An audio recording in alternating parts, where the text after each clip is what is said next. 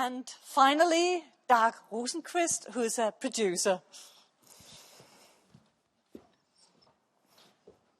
Hi.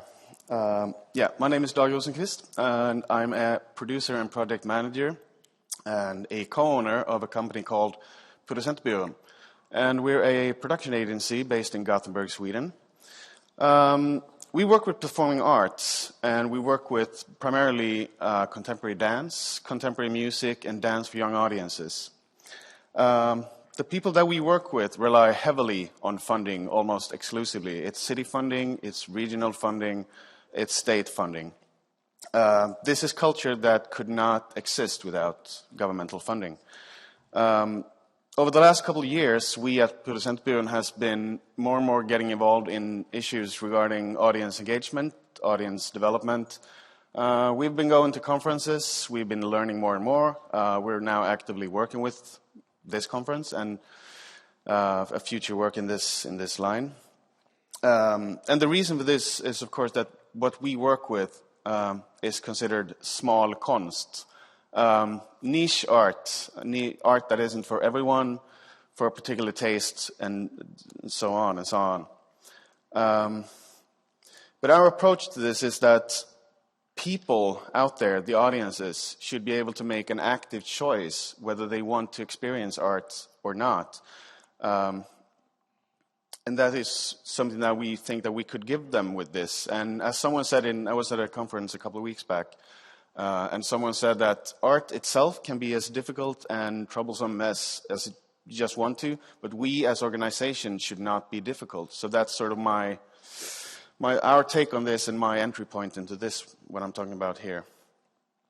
But our reality, we work in a reality where we sometimes have to convince artists that getting a website, investing time and money in a graphic profile is a good thing to do.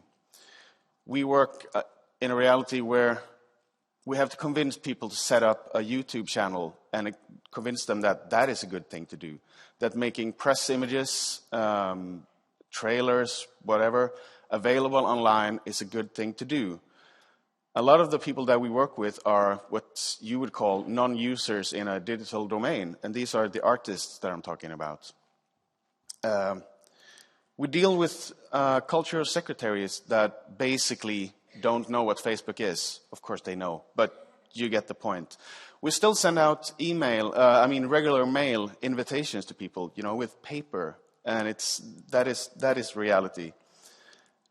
People out there are still behind on a lot of the things that we're talking about here. And we take things for granted. We take a lot of things here for granted regarding digital. And I think we need to sort of nuance that thing to a great extent. And we have to acknowledge the fact that digital, to a lot of people, is still the future. It is not now. Even though it is for us, we the enlightened, it's not for a lot of people. And I think this whole sort of approach or non-approach towards digital, it doesn't have to do with money, because it's some institutions have a lot of money, a lot of the people that we work with have less money. So I think it's about allocation of money, and it's about prioritizing. And a lot of people that we work with don't see the use in having a strong digital presence. This is the reality. But I'm going to get a bit personal here as well, because, I have time, at least a few minutes. I'm not a big fan of digital, to be honest. Or rather, I'm ambiguous. I'm a musician. I'm a music producer. I make, record, produce, release music. In addition to this, I am a music geek in buying things. I buy records, like vinyl records. I buy cassette tapes. I buy CDs. The actual physical thing. I love that. And I love the fact that with a physical thing, I can study the cover for real. I can feel the texture of the cover, the paper. I can sit and read where it was recorded. I can, look who did the mastering, who did the mixing. All that very sort of geeky things that I guess a lot of people don't really care about. And to me, digital services like Spotify, SoundCloud, WIMP, what else is there? Pandora, YouTube, whatever. They can't give me that. They can never give me the sensation of the physical object. But what some of them can give me is the direct access to an audience. And what they give you is the direct access to me. We can share and like. We can say hi to each other in a way that we couldn't do or even possibly imagine 10 years ago before the sort of whole MySpace revolution. And this is me being ambiguous here because, like I said, I don't like digital, but I do like it in some respects. So you see, to me, it's not about choosing. To me, it's digital and analog, and there's no clash between the two in my world. And don't get me wrong, I have an iPod. I'm not the iPhone streaming generation, or maybe I am, but I'm too old. I don't care.